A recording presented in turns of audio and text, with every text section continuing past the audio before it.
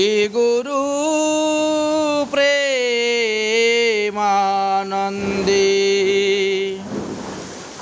নিতাই গৌর সীতানাথ হরি হরি বল। গুরুবে গৌরচন্দ্রায় রাধিকায় তদালয়ে কৃষ্ণায় কৃষ্ণ ভক্তায়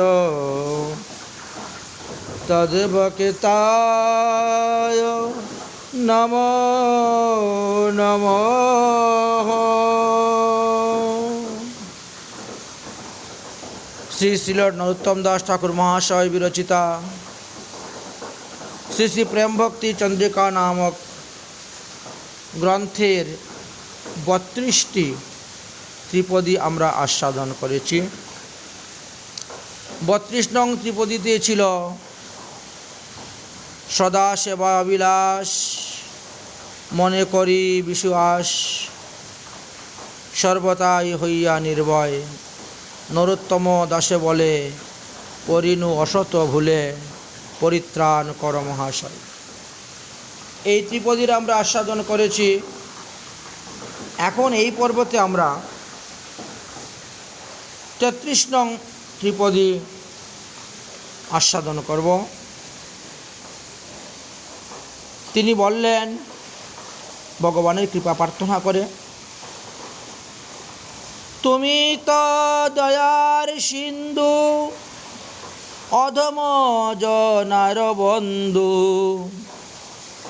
মুহে প্রভু কর অবদান, পরিণয়সত ভুলে কামতিমিঙ্গিনীতে গিলে, অহেনাথ কর পরিত্রাণ। শ্রীল ঠাকুর মহাশয় সাধক আবেশে শ্রীকৃষ্ণকে মহাশয় অর্থাৎ উদার চেতা বা দয়ালু বলিয়া জড়ীয় বিষয় আবেশ হইতে পরিত্রাণ লাভের নিমিত্ত তাহার করুণা কামনা করিয়াছেন।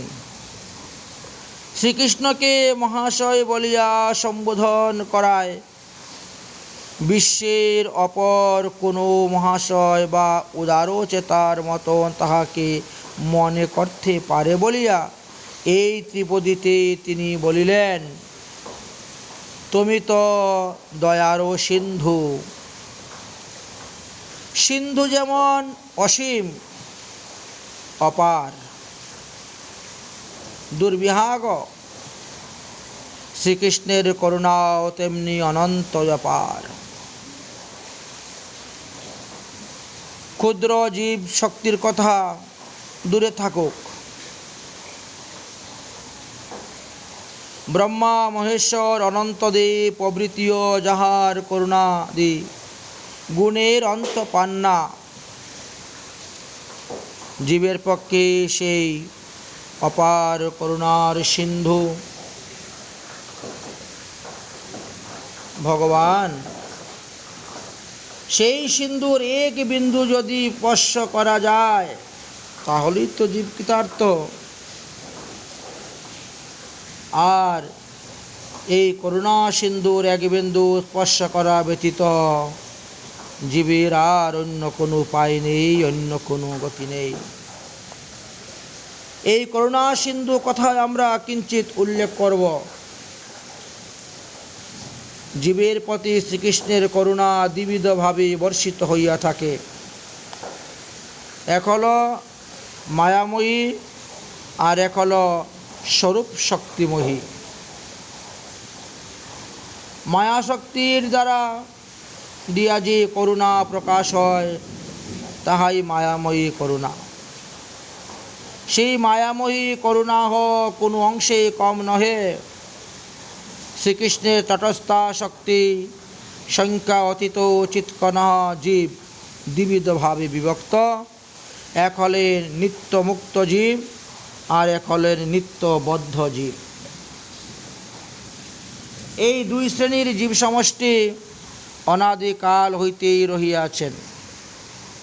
যাহারা নিত্যমুক্ত তাহারা নিত্যকাল শ্রীকৃষ্ণের সেবা আনন্দে বিভোর রহিয়াছেন এবং অনন্তকাল থাকিবেন। নিত্যবদ্ধ জীব সমষ্টি অনাদিকাল হইতেই কৃষ্ণ বহির্মুখ। এই বহির্মুখতার হেতু তাহারা শ্রীকৃষ্ণের নিত্যদাস হইয়াও তাহার সেবা ভুলিয়া স্বতন্ত্রভাবে ভোগ আকাঙ্ক্ষা করিতেছে। শ্রী ভগবান কৃপা করিয়া মায়াশক্তির দ্বারা ভোগ আকাঙ্ক্ষা কি সেই কৃষ্ণ বহির্মুখ জীবের ভোগের ক্ষেত্রে এই ব্রহ্মাণ্ড এবং ভোগ আয়তন দেহে রচনা করিয়াছেন। যদিও ভোগ আকাঙ্ক্ষা ভোগের দ্বারা নিবৃত্তি হয় না, তবুও ভোগের দ্বারা নরকাদি দুঃখ প্রাপ্তির ফলে অনুতপ্ত বা নির্বেদ প্রাপ্ত হইয়া সাধুসঙ্গ কৃপায় জীব শ্রীকৃষ্ণ চরণে উন্মুখ হইয়া থাকেন এবং ভজনের ফলে প্রেম সেবা লাভ করিয়া চিরতরে ধন্য হইয়া থাকেন। শ্রীকৃষ্ণ মায়াশক্তির দ্বারা তাহাদের ভোগভূমি এই ব্রহ্মাণ্ড রচনা না করিলে অনন্তকাল তাহাদের শ্রীকৃষ্ণ বহির্মুখ হইয়া থাকিতে হইত। আবার এই বিশাল ব্রহ্মাণ্ড এখানে জীবকুলের প্রাণ ধারণের নিমিত্ত জল, বায়ু, চন্দ্র, সূর্য, গ্রহ, নক্ষত্র, বিবিধ ভোগ পদার্থ যিনি স্রষ্টা মায়াশক্তির দ্বার দিয়া যাহার এই সকল করুণা তাও কম নহে। কিন্তু ইহাতে জীবের সংসার বন্ধন মোচন হয় না বা নিত্য কৃষ্ণদাস জীব স্বীয় স্বরূপের সন্ধান লাভ করতে পারে না। যদিও সন্ধান লাভ করত নিত্য প্রভু শ্রীকৃষ্ণের সেবা লাভ করে, তথাপিও সে ধন্য হইতে পারে না সৎসঙ্গের অভাবে, সদাচারের অভাবে। কৃষ্ণ শ্রীকৃষ্ণের সেবা লাভ করিয়া যাহারা ধন্য হতে পারে না তাদের কি বললেন? স্বরূপ শক্তির দ্বার দিয়া শ্রী গুরু বৈষ্ণব কৃপার সাহায্যে জীবকুল তাহার স্বরূপ শক্তি লাদিনী এবং সম্বিনী বৃত্তির ভক্তি প্রদান করিয়া থাকেন।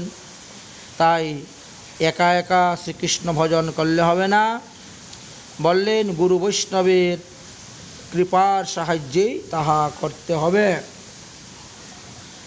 এই চিন্ময় ব্রহ্মাণ্ডে তাহার চিন্ময়ী লীলার অবতারণা করিয়া স্বীয় নাম গুণ লীলারূপ ভজন উপকরণের দ্বারা জীবকুলকে প্রেম দান এবং সাক্ষাৎ প্রেম সেবা দানে ধন্য করিয়া থাকেন। তাহার এইসব করুণা অত্যন্ত ব্যাপক, বিশাল ও অপুরন্ত বলিয়া দয়ার সিন্ধু শব্দে তাহাকে সূচনা করা হইয়াছে মাত্র। বস্তুত তাহার দয়ার বিশালতার নিকটে কোটি কোটি সিন্ধুও তুচ্ছ হয়ে যায়। শ্রীকৃষ্ণে অপুরন্ত করুণা দেখা যায়। শ্রীকৃষ্ণ অপুরন্ত করুণার পাত্র। সিন্ধু হইতেও তাহার স্বরূপ শক্তিময়ী করুণা অনেক গুণ বেশি। এই করুণা কখনো ধন, কখনো জন, কখনো অবিদ্যা অভিমানাদি চিত্তে স্থান পায় না। তাই শ্রী নরোত্তম দাস ঠাকুর মহাশয় বললেন, অধম জনার বন্ধু মুহে প্রভু করয় অবদান। হে প্রভু, তুমি তো অধম জনার বন্ধু এবং আমিও নিরন্তর অধম, আমি নিতান্ত অধম। সুতরাং তোমার করুণা প্রাপ্তির যোগ্য আছি আমি।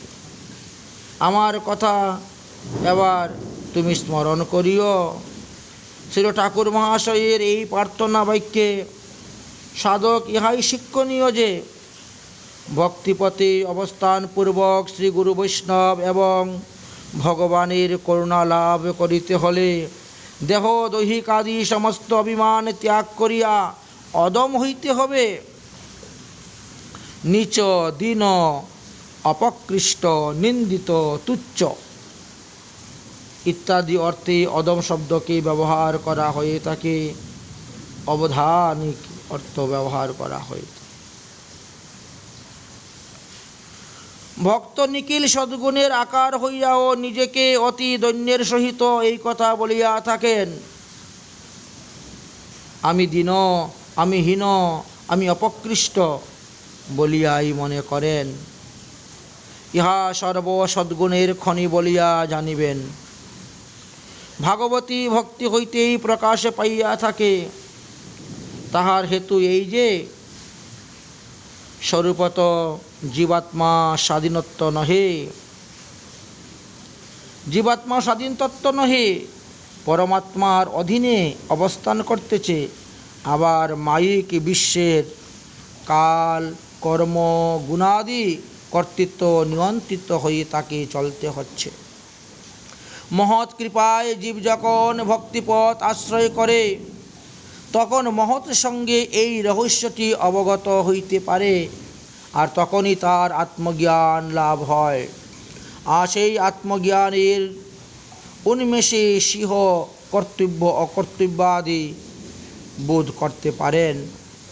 তখন তিনি অনেক কিছু হারিয়ে ফেলছেন বলে মনে হয়।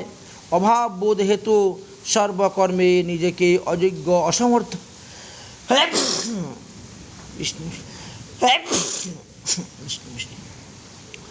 অযোগ্য এবং অসমর্থ মনে করে এবং সর্বত্র ঈশ্বরের প্রবল কৃতিত্ব অনুভব করিয়া পূর্বতভাবে তাহার চরণে প্রপন্ন অর্থাৎ শরণাপন্ন হয়। তখনই নিজেকে অধম বা অপকৃষ্ট বলিয়া মনে হয়ে থাকে। ইহার নামই হয় দৈন্য, ইহাকে দৈন্য বলা হয়। ইহা ভক্তগণের প্রধান সম্পদ, যাহা অতি শীঘ্রই সাধকের প্রতি শ্রী ভগবানের করুণাকে আকর্ষণ করিয়া আনে। জাতরতি সাধকের লক্ষণে কথিত হইয়াছে, সর্বোত্তম আপনাকে হীন করি মানে। যাদের এই ভক্তি হৃদয়ে উৎপন্ন হয়েছে তারা কখনো নিজেকে শ্রেষ্ঠ বলে মনে করে না, তারা নিজেকে হীন বলিয়াই মনে করিয়া থাকেন। তাই ছিল নরোত্তম দাস ঠাকুর মহাশয় বললেন, হে প্রভু, অতি অধম দুর্জন দুর্গত জন আমার কথা একবার মনে করিও।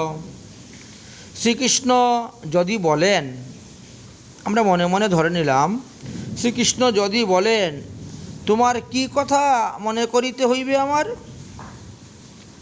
তদুত্তরে বলিতেছেন, পরিণয় অসত ভুলে কাম তিমিঙ্গিনিলে গিলে অহে নাথ কর পরিত্রাণ। হে নাথ, আমি অসৎ ভুলে পড়িয়াছি, কাম বা কামনারূপ ত্রিমিঙ্গিল আমায় গিলিয়া ফেলিতেছে, তাহার কবল হইতে তুমি আমাকে রক্ষা করো। শ্রীল ঠাকুর মহাশয়ের এই ত্রিপদীতে অসৎ ভুলের কথা বলিয়া এই ত্রিপদীতে আবার অসৎ ভুলের কথা বলিবার কারণ কি? বলছেন, এখানে শব্দান্তরের বিনাশ্য দেখিয়া মনে হয় অসৎ ভুল বলিতে অসৎ অর্থাৎ দেহ দৈহিকাদি নশ্বর বস্তুকে সৎ বা সত্য বলিয়া ভুল বা ভ্রান্তিতে পড়িয়া যাওয়াই অসৎ ভুলে পতিত হওয়া অর্থে ব্যবহার করেছেন। এটা এক প্রকার ভ্রান্তি হইতে দেহ দৈহিকাদির দিকে নিত্য মনে করিয়া স্বরূপত ভ্রান্ত মানবকুলি বিশ্বের ধর্ম বা অর্থ সম্পদাদি কামনা করিয়া থাকেন। এই হইতে তাহাদের এমনি আবেশজাত হয় যে তাহাদের নশ্বরত্ব বা দুঃখদত্ত বিষয়ে শত শত সৎ উপদেশ শ্রবণ করিয়াও তাহারা কিছুতেই ধারণ করিতে পারে না। কার্যত এই কামের সেবাতেই জীব অতিবাহিত করিয়া থাকেন তার জীবনটিকে। যেমন কাম বা কামনা ভোগের আধার এই দেহের স্বরূপ বিচার করিলে দেখা যায় অমেধ্যপূর্ণ কৃমিজাল সংকুল্য, স্বভাবতই দুর্গন্ধযুক্ত, মূত্র পূজ্যুষপূর্ণ এই কলেবর। মূঢ়গণই ভোগের লালসা করিয়া থাকেন, পণ্ডিতগণ এই জঘন্য দেহাসক্তি হইতে বিরত হন। শাস্ত্রে এইভাবে লেখা আছে। আরও লেখা আছে, এই দেহে ব্রণমুখ দুর্গন্ধ, চর্মজড়িত, শত শত কৃমিপূর্ণ, মূত্র বিষ্টালিপ্ত, ভিন্ন ভিন্ন বয়সে ভিন্ন রূপ প্রাপ্ত হইয়া নিশ্চিত বিনাশ প্রাপ্ত হইবে, একথা জানা সত্ত্বেও আমরা তবুও মোহ প্রশক্তি দ্বারা এই দেহে সকল প্রকার কামনা ভোগের হেতু হইয়াছি। এই সরল সহজ এবং অতি সত্য উপদেশগুলি শুনিয়া বুঝিয়াও এই দেহকে আমি বলিয়া মনে হইতেছে, ইহাই অসৎ ভুল বা অসতের সত্য বলিয়া ভ্রান্তি। অসত্যকে সত্য বলিয়া যে একটা ভ্রান্তি আমাদের মনে চিরকাল থেকে রয়েছে, সেটাকে দূর করার জন্যই হয়তো তিনি এই কথা বলিয়াছিলেন।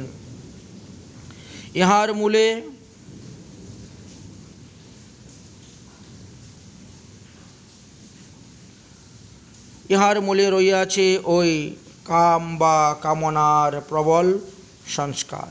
শ্রী নরোত্তম দাস ঠাকুর মহাশয় বলিতেছেন, সেই প্রবল কামনা যেন তিমাঙ্গিলির ন্যায় আমাকে গিলিয়া ফেলিতেছে।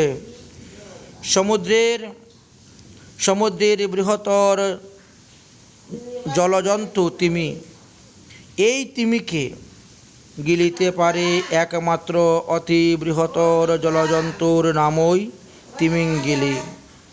সেই কামনারূপ তিমিঙ্গিলি যেন গ্রাস করিতেছে আমাদেরকে। ইহা কামনা শক্তি বা ভয়বহলা প্রদর্শনিত হইতেছে। তাই ক্ষুদ্র মানবের নিজ সামর্থ্যাত হইয়াও কবল হইতে আত্মরক্ষা করিবার সাধ্য নাই। তাই বলা হয়েছে, অহে নাথ কর মোরে ত্রাণ।